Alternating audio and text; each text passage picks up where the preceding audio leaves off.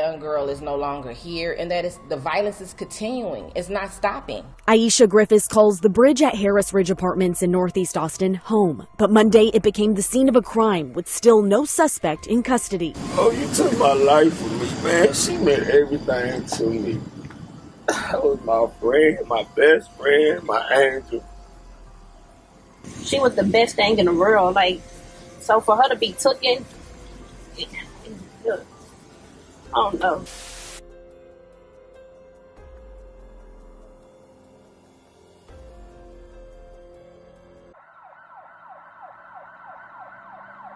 "16-year-old Zariah Sheffield was a beloved soul whose presence left a lasting impact on everyone she encountered. Known for her kindness, love, and resilience, she touched the lives of all who knew her with her gentle heart and unwavering spirit. Those close to her often spoke of the light she brought into every room. To know her was to love her. A sophomore at J.B. Connolly High School, Zariah dreamed of one day becoming a business owner. She had a deep love for her family and hoped to one day become a mother and an aunt to children of her own, as well as to the younger relatives she cherished. To her friends and family, Zariah was more than just a loved one. She was an angel, one of the greatest gifts in their lives. Little did anyone know a tragic chain of events would soon occur that would shock the small community to the core.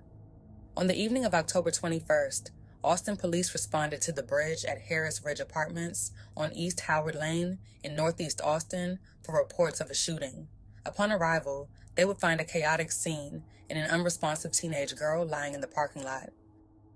Officers located a black female juvenile with apparent trauma to the body. Investigators say the girl was shot in the parking lot Monday evening, later dying from her injuries within minutes. People living at the complex came by the dozens to watch investigators piece together what led up to the shooting. One of the residents, Letitia, tells us she was nearby when the shots were fired, and this isn't the first time she's been just feet away from death. The victim was identified as 16-year-old Zariah Sheffield, who was sadly pronounced dead at the scene after succumbing to a gunshot wound. Austin police say 16-year-old Zariah Sheffield died after she was shot by an unnamed 16-year-old boy. Authorities said when they arrived, they found Zariah with trauma to the body. An investigation uncovered troubling details about the 16-year-old suspect, who, according to homicide detectives and crime scene specialists, had allegedly accused the victim, Zariah Sheffield, of simply looking at him. Police stated that the suspect shot Sheffield in the parking lot outside an apartment complex before fleeing the scene. However, he later returned and was subsequently arrested. The suspect has been charged with first-degree murder, though his identity has not been disclosed to the public until now. News of the tragic incident left the community and even the police shocked and grappling with unanswered questions. How could a seemingly simple encounter escalate into such a horrific act of violence? The circumstances surrounding the shooting raised many concerns, and authorities were left searching for more answers. What could have caused the suspect to react with such lethal force over what appeared to be a minor interaction? As the investigation continued, the community struggled to comprehend how something so senseless could happen in their own backyard. Families, friends, and neighbors were left asking, why? And what can be done to prevent tragedies like this from happening again? How young they are. That's what's triggering to me. Residents like Letitia and Aisha say they're tired of the violence at their complex, especially because it's taken the lives of 2 children so far. They wonder what's being done about it. How can we stop these young teenagers from packing guns? How can we stop the violence? To make matters even worse, the situation took an unsettling turn when people began posting on social media calling for the release of the young killer. These messages, which seemed to downplay the gravity of the crime, sparked outrage and further division within the community. As the calls to free the killer gained traction online, it only deepened the pain of Zariah's family and friends, who were already grappling with the unimaginable loss. This disturbing reaction raised even more questions about the values and mindsets within the community and the role social media plays in influencing public opinion, often without fully understanding the consequences of such actions. While police confirmed that the shooting appeared to be an isolated incident, they also reported that a nearby gas station was being investigated as a secondary crime scene. It remains unclear whether the 2 locations are connected in any way. Zariah's school released the following statement: "It is with a heavy heart that we share the heartbreaking news of the unexpected loss of one of our students. We know this is an incredibly difficult time for our students, families, and staff, and our hearts are with everyone affected by this tragedy. The district also said it would have support for students and staff with crisis counselors and social workers available on campus for as long as they're needed. Sadly, the weight of grief is now resting on the shoulders of Zariah's family. Memories are now all they have left. Police say Zariah Sheffield was killed by a 16-year-old boy who shot her at an apartment complex on East Howard Lane. KVU's Isabella Basco spoke with Sheffield's family tonight about their immense loss. The weight of grief now resting on the shoulders of this family. There's no other person out here in the whole world just like Zariah. Austin police say 16-year-old Zariah Sheffield was shot and killed Monday by a 16-year-old boy at the bridge at Harris Ridge Apartments on East Howard Lane. Police say the suspect accused Sheffield of simply looking at him. Her father, Adrian Sheffield, and her mother, Wanaki White, crying out. Oh, you took my life from me, man. She meant everything to me. That was my friend, my best friend, my angel.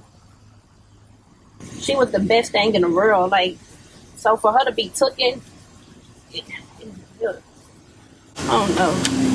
A student at Conley High School who dreamed of working in business, now gone. My baby not gonna text me anymore.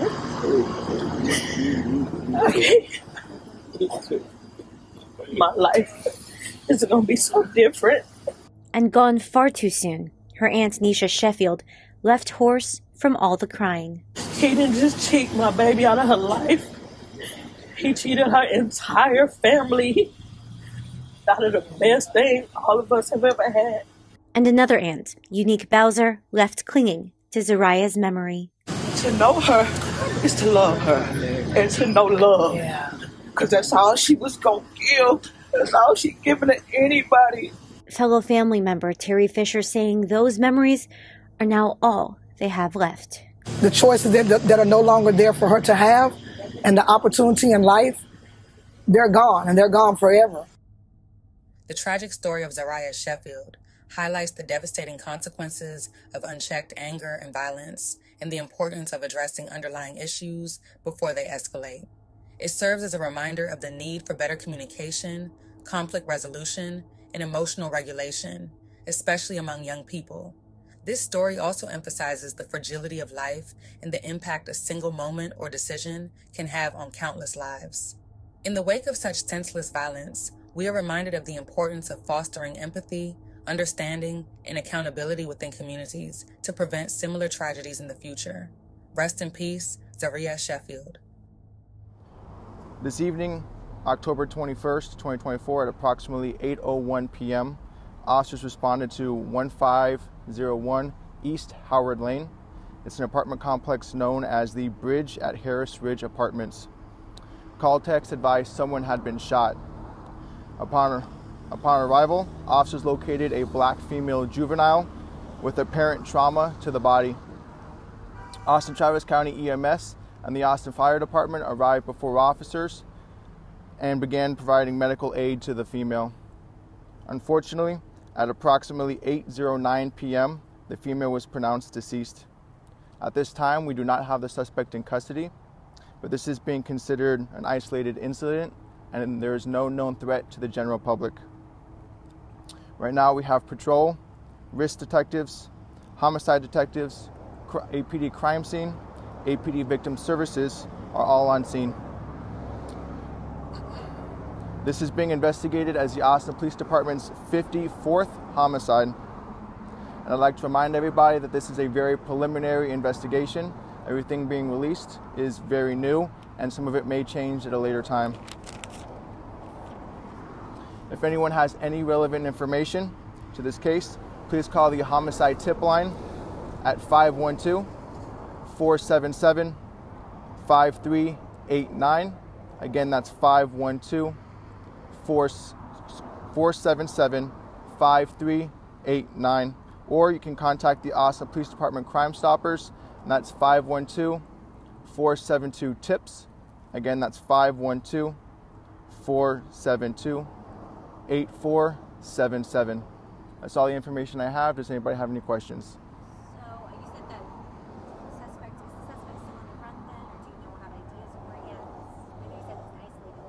Correct. Yeah, so I don't have any information on the suspect or if he's known, or he or she, I'm sorry, is known or any of that. You can reach out to the Public Information Office later time. They may be able to provide you with more information.